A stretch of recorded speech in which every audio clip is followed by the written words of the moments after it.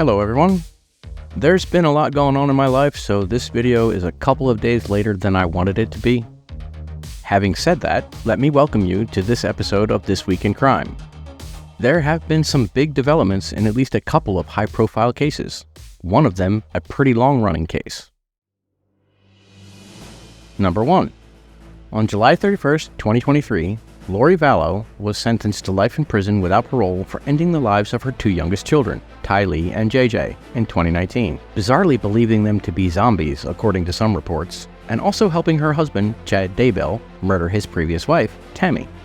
She is also facing charges of conspiring with her brother to kill her former husband, Charles Vallow, and her niece's ex-husband. Charles did not survive the attempt on his life, although her niece's ex did.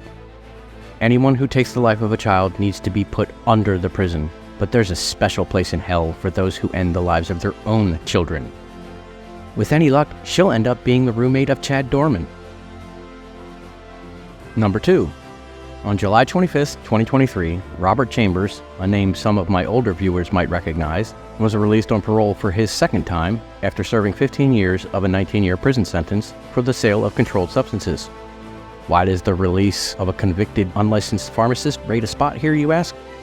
Well, that conviction wasn't the one for which he's actually famous, or infamous as the case may be. For those who don't know, Chambers, way back in 1988, pled guilty to first-degree manslaughter in the 1986 strangling death of 18-year-old Jennifer Levin, supposedly during some rough relations, to coin a phrase, which earned him a 5 to 15-year prison term, also earning him the nicknames of the Preppy Killer and the Central Park Strangler. He was released on parole on February 14, 2003, a date I find extremely ironic.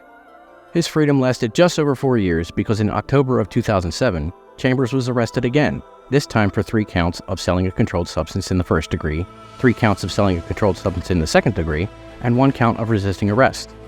In August of 2008, Chambers pled guilty to criminal sale of controlled substances and second-degree assault, garnering a sentence of 19 years in prison. I'm not, however, taking bets on how long this parole will last, because he just can't seem to keep himself out of trouble. Number 3. Last but definitely not least, and this is a case that really deserves its own video, which will eventually happen. It was announced on August 4th, 2023, that one of the suspected victims in the Long Island serial killer case has been identified through genetic genealogy.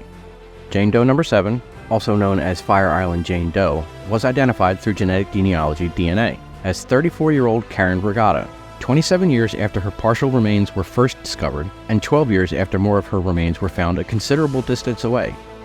Very recently in this case, however, Rex Heuermann, a 59-year-old Manhattan architect, has been arrested and charged with ending the lives of 3 of the 4 women whose remains were found on Gilgo Beach in December of 2010, Melissa Bartholomew, Amberlynn Costello, and Megan Waterman, and he is the prime suspect in the murder of Maureen Brainerd Barnes, the 4th set of remains belonging to the so-called Gilgo 4.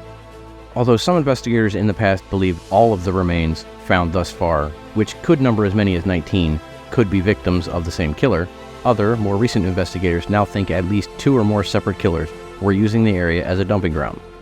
It's not yet been announced if Heuermann is thought to be a suspect in Karen Vergata's death. That's all for this video. Before you leave, don't forget to like, comment, share, subscribe, follow, all that good stuff. It really helps the channel out. Speaking of help, if you'd like to help support the channel, you can click on the link tree in my TikTok bio or in the video description if you see this on YouTube.